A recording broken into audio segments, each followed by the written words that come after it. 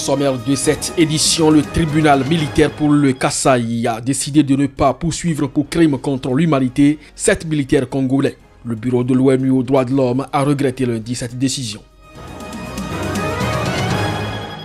Le mercenaire anglais Simon Mann a accusé lundi, lors du procès de Théodorin Obiang, le financier américain George Soros et l'avocat de Transparency William Bourdon d'avoir voulu renverser le régime de Teodoro Obiang. Le procureur général du Brésil a présenté lundi soir une demande de mise en accusation formelle contre le président Michel Temer pour corruption passive, une procédure inédite qui pourrait sonner le glas de son mandat.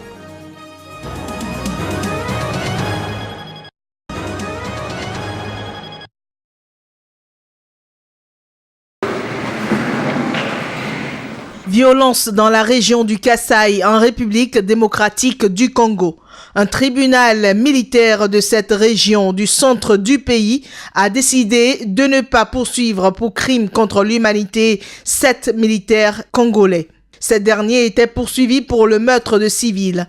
Le bureau de l'ONU aux droits de l'homme a regretté lundi cette décision. Pour l'organisation, juger ces crimes est une manière de prévenir d'autres violations de droits de l'homme et l'usage excessif de la force par les forces armées. En effet, depuis septembre 2016, 4 provinces du centre de la RDC sont secouées par des violences qui impliquent des miliciens, soldats et policiers. Ces atrocités ont causé la mort de plus de 3000 personnes selon l'Église catholique et fait 1 300 000 de déplacés. Entre-temps, les autorités judiciaires congolaises ont annoncé lundi la découverte de 10 nouvelles fosses communes. Ces nouvelles fosses communes s'ajoutent aux 42 charniers déjà identifiés par les Nations Unies. La découverte de ces charniers intervient quelques jours seulement après la décision du Conseil des droits de l'homme d'envoyer une équipe d'experts internationaux et régionaux en RDC.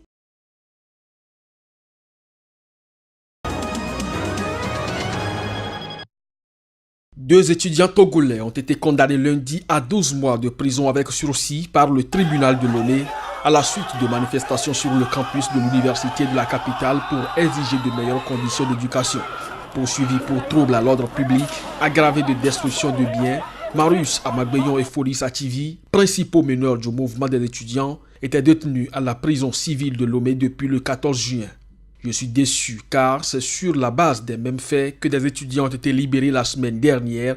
C'est une justice à double vitesse, a déclaré Maître Raphaël Kpandé Adzaré, l'un des avocats des étudiants et président de la Ligue togolaise des droits de l'homme. Le 19 juin, 7 autres étudiants accusés de rébellion et de dégradation de biens publics avaient été libérés après avoir été déclarés non coupables par le juge. Des affrontements avaient opposé des étudiants à la police le 14 et 16 juin sur le campus de Lomé à la suite d'un rassemblement de la Ligue togolaise des droits des étudiants.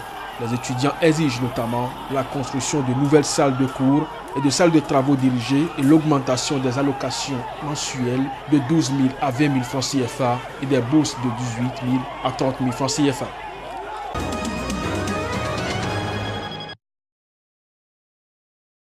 Le mercenaire anglais Simon Mann, impliqué dans une tentative de coup d'État en 2004 contre le président équato-guinéen Teodoro Obiang, a accusé lundi le financier américain George Soros et l'avocat de Transparency William Bourdon d'avoir voulu renverser le régime.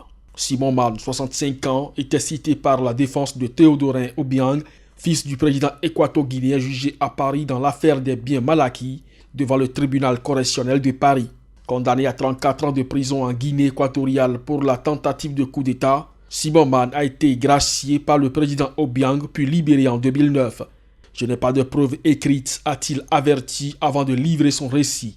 À la barre, le sexagénaire en costume sombre a affirmé avoir en 2011 averti le président Obiang que le financier américain George Soros et William Bourdon, ainsi que 2 autres protagonistes du coup d'État raté de 2004, l'opposant en exil Severo Moto et l'homme d'affaires Eli Khalil avaient l'intention de renverser le gouvernement. J'ai expliqué au président que ça pouvait être par n'importe quel moyen, a-t-il poursuivi. Selon Simon Mann, ceux qu'il a désignés envisageaient toutes les options, y compris légales. Questionné par la présidente, il a affirmé qu'il n'avait pas été payé pour sa déposition devant le tribunal mais d'effrayer. Le procès de Théodorin Obiang de s'être frauduleusement bâti en France un patrimoine considérable est prévu jusqu'au 6 juillet.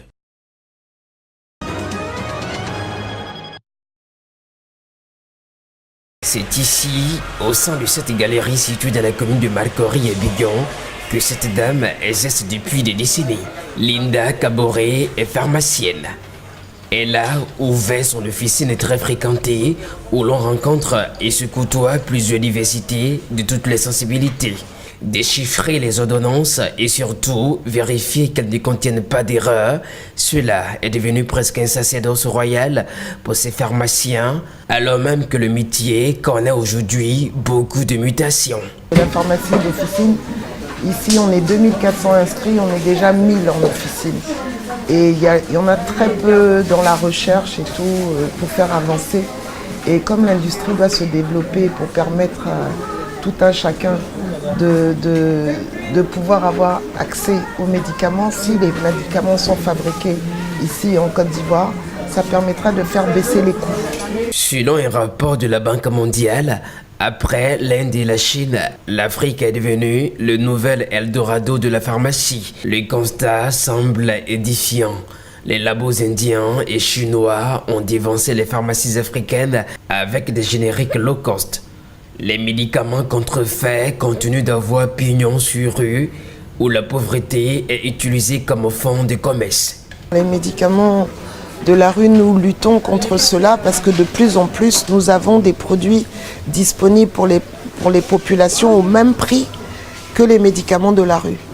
Quand vous prenez par exemple une plaquette de paracétamol qui coûte 200 francs, la plaquette de paracétamol 10 comprimés à 200 francs, ça vous fait le comprimé à 20 francs.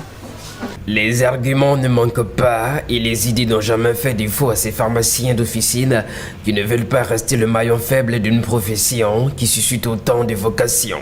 C'est l'un des défis qui se présentent aujourd'hui aux organisateurs de Pharma Africa. La rencontre d'Abidjan, à la différence de toutes les rencontres qu'on fait à l'étranger, pourront parler de nos spécificités. Parce qu'en plus, nous avons eu une nouvelle loi de la pharmacie ici en Côte d'Ivoire.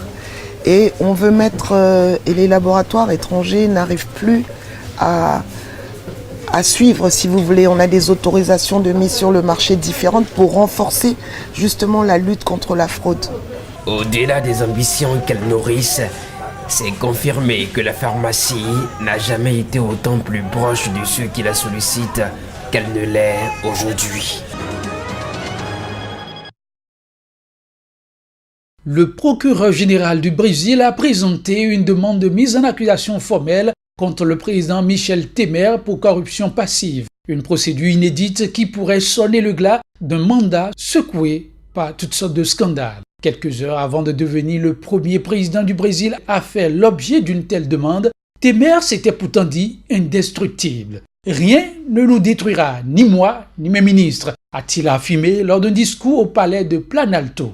Selon l'acte d'accusation rendu public par la Cour suprême, à Michel Temer, il est reproché de s'être prévalu de sa condition de chef d'État pour recevoir 500 000 riels, environ 150 000 $ de pots de vin, de la part du géant de la viande JBS, impliqué dans le gigantesque scandale de corruption qui touche le pays. La crise politico-financière a atteint son paroxysme à la mi-mai avec la révélation d'un enregistrement sonore compromettant dans lequel le chef de l'État semble donner son accord à un des propriétaires de JBS pour acheter le silence d'un ex-député aujourd'hui en prison. Pour que le président soit inculpé et traduit devant la Cour suprême, la demande du procureur général Rodrigo Janot doit être acceptée par les 2/3 des députés. Dans ce cas, Temer serait systématiquement écarté du pouvoir pour une durée pouvant s'étendre à 180 jours.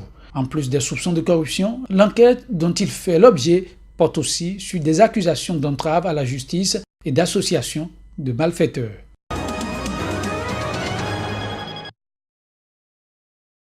Au Niger, un groupe de plusieurs dizaines de migrants clandestins abandonnés dans le désert par leurs passeurs a été localisé par une patrouille de l'armée nigérienne tout près du puits de l'Espoir, lequel puits est situé entre la ville garnison de Dianko et l'oasis de Sekedine, plus précisément à environ 5 km de la frontière libyenne. Sur les 75 migrants supposés être dans les 3 véhicules pick-up, seuls 23 d'entre eux ont été sauvés, le reste a été porté disparu, soit un total de 52 migrants. Selon des témoignages recueillis auprès des rescapés, le groupe de migrants abandonnés par leurs passeurs est resté 4 jours sans eau. Selon le ministre d'État chargé de l'Intérieur, Mohamed Bazoum, 15 autres migrants sont portés disparus, cette fois-ci dans l'Aïr, tout près de la cité de Tabelou. Toujours selon lui, depuis quelque temps, les contrôles routiers se sont intensifiés sur tous les axes dans le désert et les passeurs, de crainte d'être arrêtés et de voir leurs véhicules confisqués par l'État, ont changé de stratégie.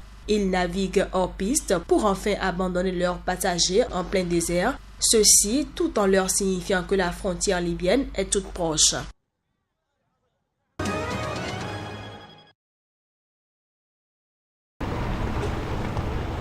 Remise en vigueur partielle aux États-Unis du décret anti-immigration très controversé. La Cour suprême a ainsi offert lundi une victoire politique à Donald Trump. Toutefois, la haute juridiction qui siège à Washington a annoncé qu'elle examinerait en audience ce dossier explosif d'octobre. Les opposants au décret ont promis de continuer leur lutte. C'est un problème pour les voyageurs, pour les immigrants, pour les prestataires de services, mais c'est aussi un problème pour la police aux frontières et pour les agences du gouvernement américain qui vont désormais devoir mettre tout ça en œuvre et définir ce qu'est exactement une relation de bonne foi. Ce décret anti-musulman et anti-réfugiés est injuste. Il est contraire aux valeurs américaines et on va continuer à le combattre dans les tribunaux et dans la rue jusqu'à ce qu'il soit annulé.